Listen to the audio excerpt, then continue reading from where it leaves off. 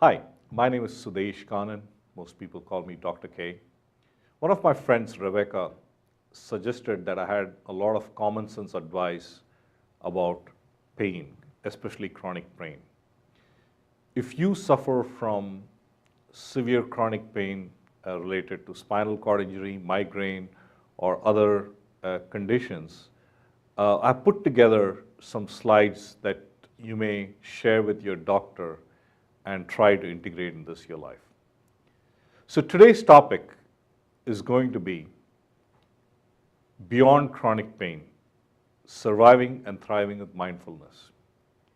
So there's a very famous Buddhist saying, pain is inevitable, suffering is optional. And so I'm hoping that I could share some advice with you on how you can experience love, joy, and peace instead of anger, sadness, and anxiety that often comes with these conditions. So let's go to the next slide, where I'm going to talk about two excellent books on this topic. I would strongly advise if you can get this from the public library or you can purchase it at Amazon.com. Dr. Mel Paul has come up with a very good book. He's very anti-opioids because he thinks some prescription drugs are very addictive. So I would strongly suggest that you look at that book. He's got some very good techniques. And then Dissolving Pain is written by Dr. Les Fehmi, who's been in neurobiofeedback, so neurofeedback for the past 40 years. And he's got some very simple exercises that you can learn within a day or two. And of course, you have to practice them regularly, and you'll be amazed at the pain, the reduction of pain you can get in some cases. So these are the two books that I'll be basing some of my recommendations and suggestions. In the next slide, I'll talk to you about the outline of the key things, right? First thing is, wherever you get information like this on the internet, always check this out with your physician, right? Primary physician, see, hey, how relevant is this information to me? I also recommend you go to a pain specialist. A pain specialist is a medical doctor who's dedicated himself or herself to understand your pain and manage your pain. Sometimes they have access to options that your primary care physician may not do. Then we need to clearly differentiate between chronic pain versus acute pain, right? Acute pain is very straightforward. You may have a headache because you haven't eaten properly, or you may have hurt, you may have a pain in your hand because you cut your finger. Now that's acute pain, and that's very important, right? Because it's a signal, you know there's something wrong, and your body is giving you a signal. Chronic pain, on the other hand, sometimes we don't know what causes it, right? It may be a particular condition, and then it goes for months together and sometimes. So we're going to talk about that, then we're going to talk about the impact of chronic pain, because it's not just life, right? You're going to find chronic pain has a lot of challenges. We're going to talk about that. And here I'm going to talk about 4 non-drug options or no drug options. Please understand that you may be taking some drugs, right? And you may know the disadvantages and advantages of them. Make sure you talk to your doctor. There's a difference between dependency on these medications and addiction to these medications. So make sure you talk to your doctor. But I'll be talking to you about 4 ways that if you practice regularly, it may reduce your pain or it may eliminate your pain. So we're going to talk about physical activity and nutrition. We're going to talk about meditation, how you deal with emotional issues. We're going to talk about massage, because there's a very important way of dealing with pain through massage, acupuncture, acupressure. And then, the people relationships. You'll be amazed, our brain is a social brain, and how we perceive pain is often impacted by others around us. So in the next slide, let's get to the main thing, right? Chronic pain. What do I mean by chronic pain? Acute pain is very short duration, there's a clear cause, right? And chronic pain, on the other hand, can persist for several months, several weeks, and there's no clear cause, right? But here's the most important thing you have to understand. our thoughts and emotions can impact our pain perception. If you're in a bad mood, if you're sad, the pain seems to be more extreme. If our thoughts are negative, if our thoughts are saying, hey, this pain's never going to end, the perception of pain is higher. Now, please don't get me wrong. I'm not saying, oh, put a fake grin on your face and try to have positive thoughts. No, that's not what I mean. But understand that where our mindset is and where our thoughts are play a very important role. But this is the main important point, right? I hope you're watching this video because the quality of your life has been impacted by pain. People who have chronic pain are more susceptible to depression, anxiety, and isolation. It impacts your work, it impacts your play, and it impacts your sleep.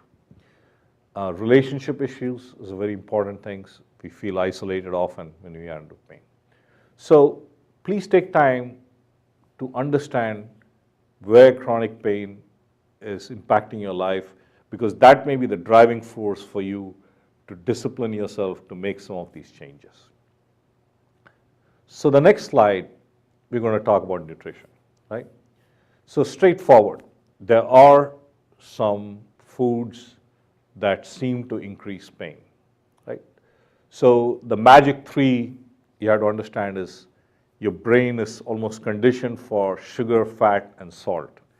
And in moderate quantities, they're very important, don't get me wrong, right? But in extra quantities, it is not good. So first thing is, let's look at calories, right? Most of us, 1,200 to 1,500 calories is plenty. Unless you're an Olympic swimmer or athlete, you really don't need that much calories. The 2,000 calorie norm that you see in most places, that is not relevant for most of us. So the key is eating fruits and vegetables.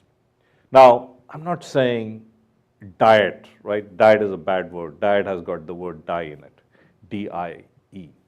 I want you to take time to look at fruits and vegetables, because the more fruits and vegetables you eat, the more satiety you feel, the more full you feel.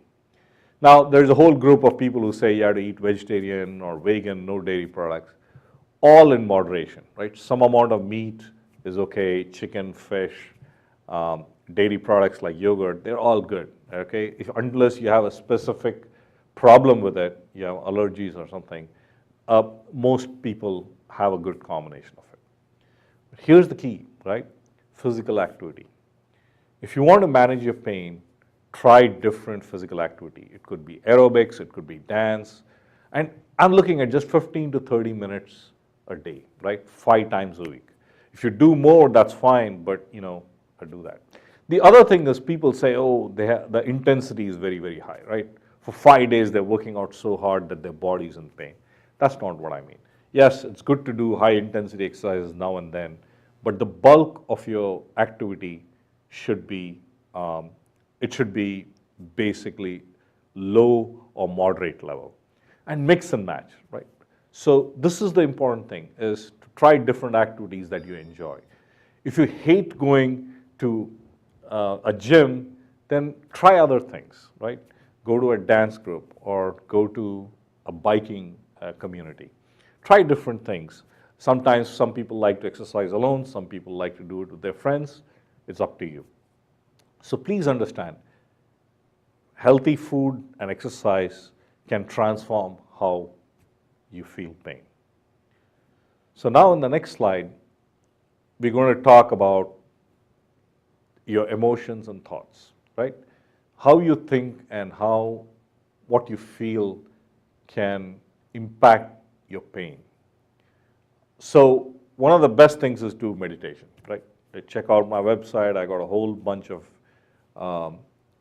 videos that you can try. Also, there are a lot of visualization, mental exercises. I told you Dr. Les Femi's book that I suggested in the beginning of the video, that's a good one. One of the things is, when we have a lot of anger, frustration, or anxiety, it seems to push our pain levels high.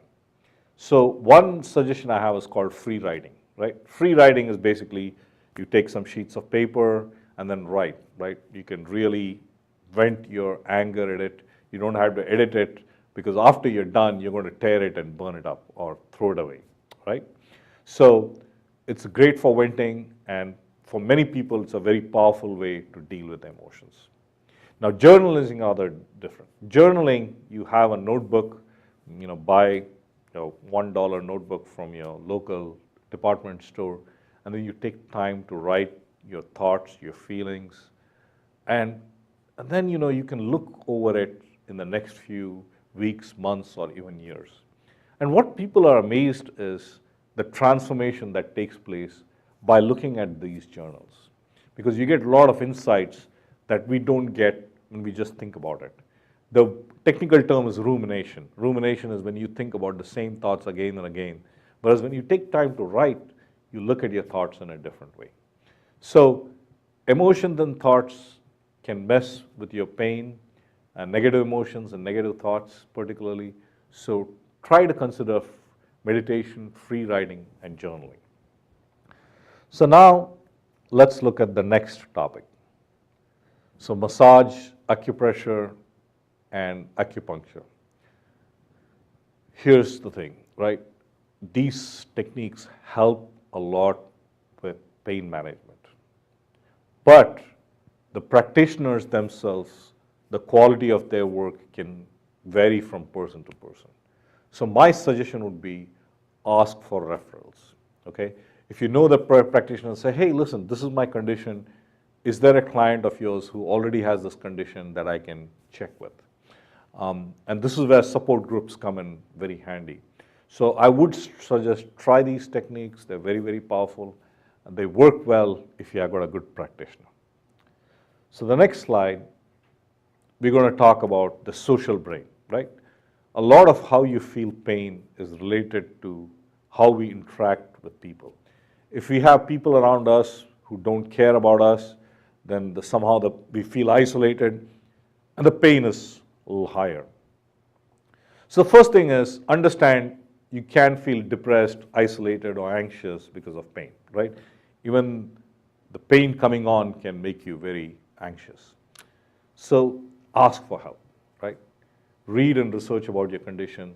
I'm willing to bet whatever your condition, there'll be a very good internet group for it, a Facebook group or a Google group, and also there are excellent books in your library. Join support groups. The human brain is a social brain. Often your friends will have other things.